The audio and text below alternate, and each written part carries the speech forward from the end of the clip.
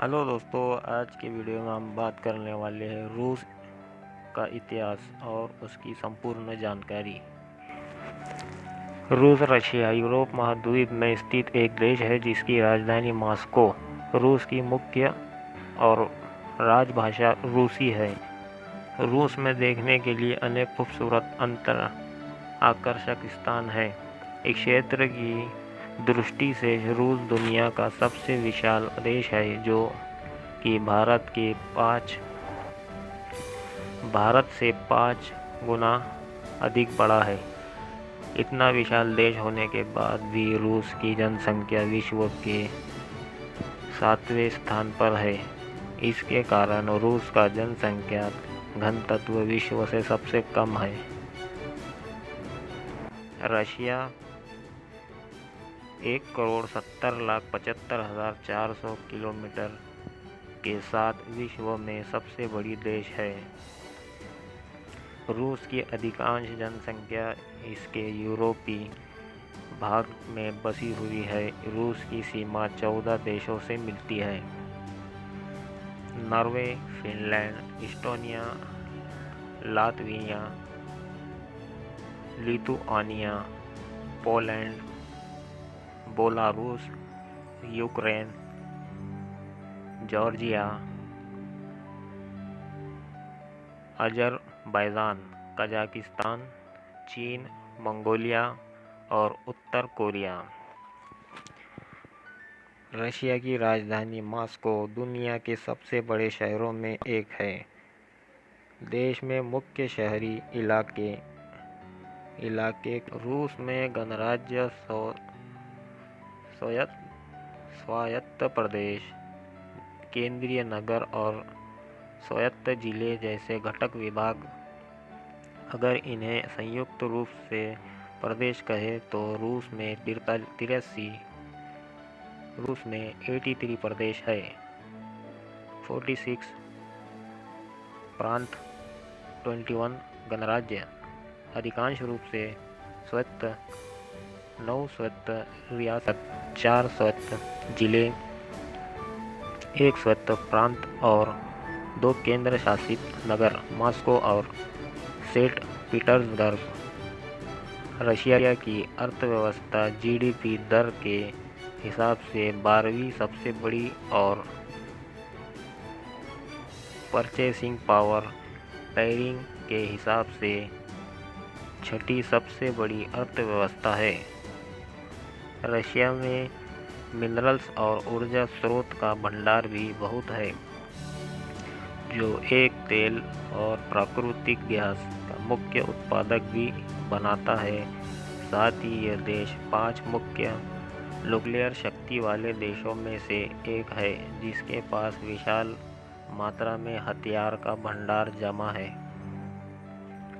Russia united nation security council का स्थायी सदस्य है और साथ ही G20 council of Europe, Asia, प्रशांत economic cooperation APAC, Shanghai cooperation organisation CSCO, organisation for security and operation Europe,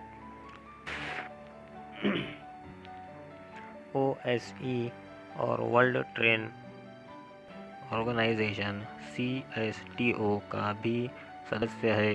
और आर्मेनिया, बेलारूस, कजाकिस्तान और किर्गिस्तान के यूरेशियन इकोनॉमिक यूनियन EEU के पास सदस्य में से एक है। रूस का इतिहास आधुनिक रूसी लोगों को सवाल मूल में इतिहास से जोड़ा जाता है, जो उत्तर और पश्चिम की तरफ से आए थे। हालांकि इससे पहले इवानो हेलेनिक तथा गजर तुर्कों का साम्राज्य दक्षिणी रूस में रहा था। अद्यतन आज रूस में कई मूल लोग रहते हैं: रूसी, गजर, ततार, पोल, कजाख, कोसाक। रूसी मूल के लोगों का इतिहास पूर्वी स्लावों में समय से आरंभ होता है। 3वीं से 8वीं सदी तक सवाल और साम्राज्यवाद और लोकतांत्रिक के कारण व्यवस्था संकट के दौर में पहुंचती और सोवियत संघ टूटता। द्वितीय विश्व युद्ध के दौरान संयुक्त राज्य अमेरिका, ब्रिटेन और रूस ने कंधे से कंधा मिलाकर दूरी राष्ट्रों जर्मनी, इटली और जापान के विरुद्ध संघर्ष किया था। किंतु युद्ध समाप्त होते ही एक ओर ब्रिटेन तथा संयुक्त राज्य अमेरिका तथा दूसरी ओर सोवियत संघ में तीव्र मतभेद उत्पन्न होने लगा। सोवियत संघ, जिसका औपचारिक सोवियत समाजवादी गणतंत्रों का संघ था,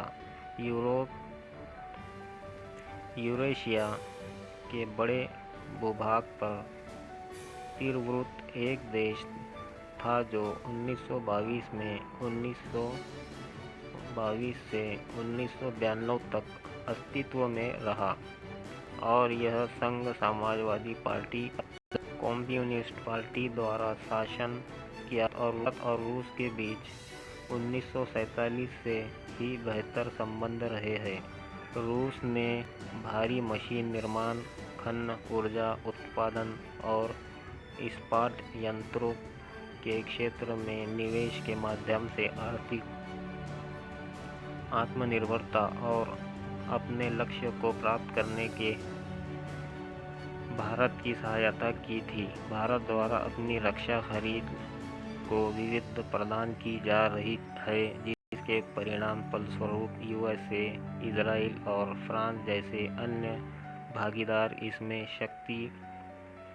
इसमें शामिल हो गए हैं। इस प्रक्रिया ने भी भारत और रूस के संबंधों को प्रभावित किया है, जिसके अतिरिक्त रूस का झुकाव पाकिस्तान की ओर भी बढ़ रहा है। रूस पाकिस्तान के साथ सैन्य अभ्यास और रक्षा व्यापार भी आरंभ कर रहा है।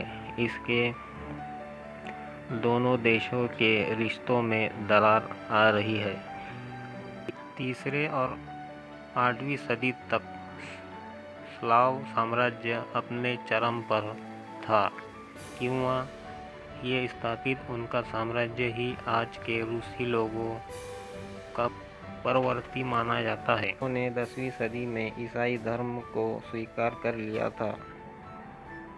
13वीं सदी में मंगोलों के आक्रमण के कारण कीवी रूसों का साम्राज्य छिन्न भिन्न हो गया, पर 13वीं सदी के बाद जैसे जैसे मंगोली शक्ति विश्व में क्षीण होती गई, रूस भी स्वतंत्र होता गया।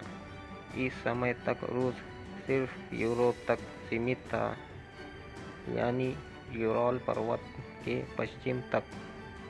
सन 1380 में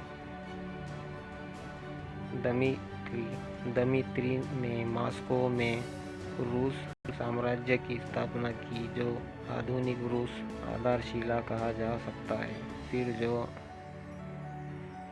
शासन आया, इस काल में यूरोप और पूर्व की तरह रूसी साम्राज्य शक्तिशाली हुआ। सन 1721 में रूस फिर से एक साम्राज्य के रूप में स्थापित हुआ, जो धीरे धीरे औपनिवेशिक रूप लेता गया। हालांकि पश्चिमी यूरोप में वैज्ञानिक खोजें हुई थी, पर पीटर महान और अन्य शासकों प्रयासों से रूस का विस्तार पूर्व में हुआ। उत्तर चीन मंगोलों को अधीन करने के बाद रूसी सेना जापान के तट पर जा पहुंची। इसके बाद से रूसी साम्राज्य इतना विशाल बना। उसके बाद रूसी साम्राज्य का विकास हुआ। दोस्तों, ये वीडियो अच्छा लगा तो इस वीडियो को लाइक करिए और चैनल को सब्सक्राइब करना ना भूलें।